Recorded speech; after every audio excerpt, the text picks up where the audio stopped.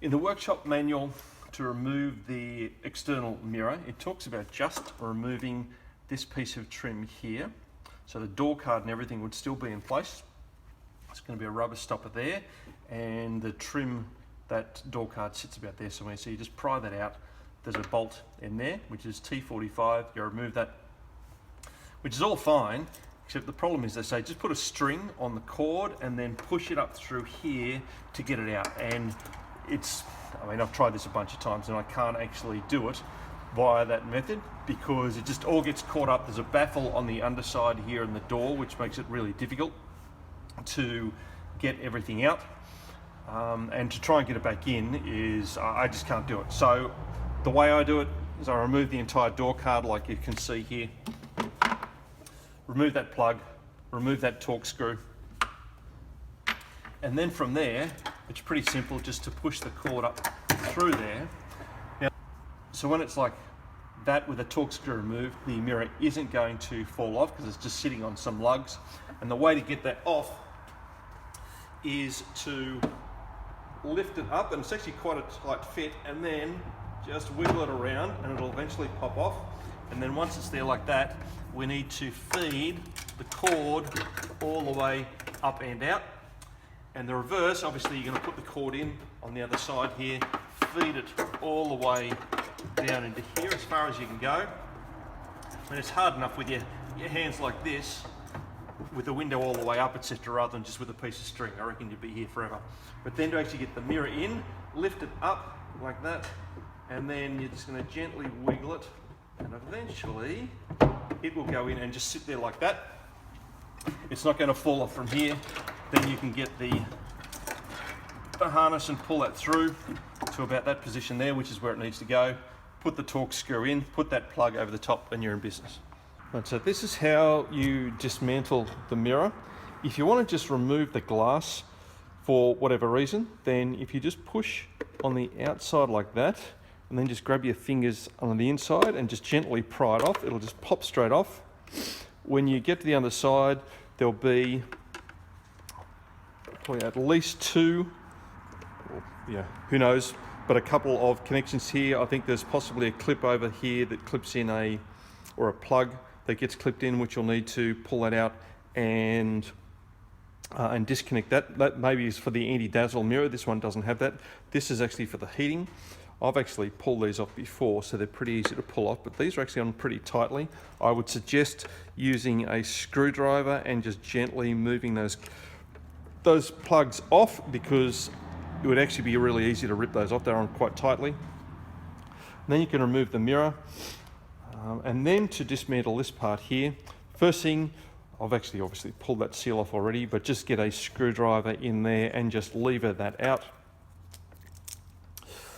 I've removed the screw from in here.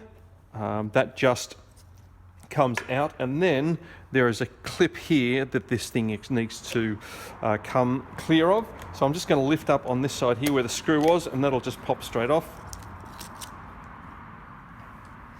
And now what I'm going to do is separate the painted part from the black part. There are 3 screws, 1, 2, 3, which I've already removed. And then we're going to separate. And these are actually clipped with a number of clips around it.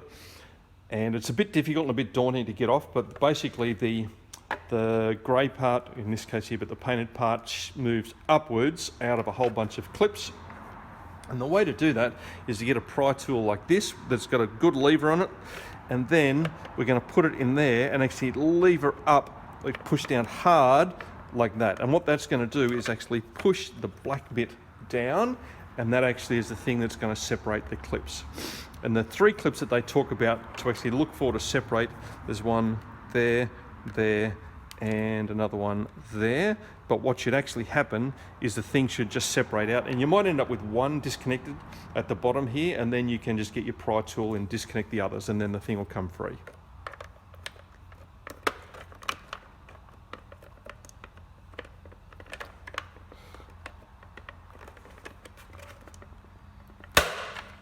There we go. So that's just popped a couple of those free there. And now what I'm going to do is just gently pry that apart. And then once it comes apart, that just comes off like, comes up, and then you're just going to, there we go, and that comes off. Now this one has actually already come separated. It's unclipped all by itself, but it may not. There's a clip there, down the bottom there, and this one here, but all you really want to do is just lift up that lever there, and then that'll allow that to pop straight out, and then that can come free. You might have, there's a metal lug in there under that one there. If you just lift that up, that'll come free, and then that whole thing can be separated.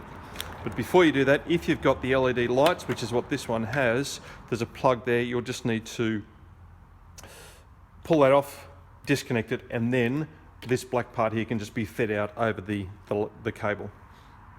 When you're clipping the black plastic piece to the motor part, there are 3 clips that need to be engaged. There's one here, there's also one down in here, and that one there. So line up these 2 first and push it in, and that'll just slot it into that one in place correctly. Because if that's not in place correctly, then clearly the top won't go on. To put the top on, you can feed that over the top, making sure those heated mirror wires are out of the way.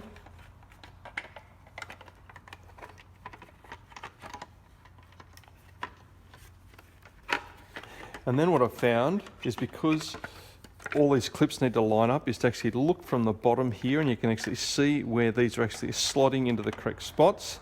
And then once they've slotted into the right spot, you're just going to push the 2 together. Like that. And then we are going to put those 3 screws in.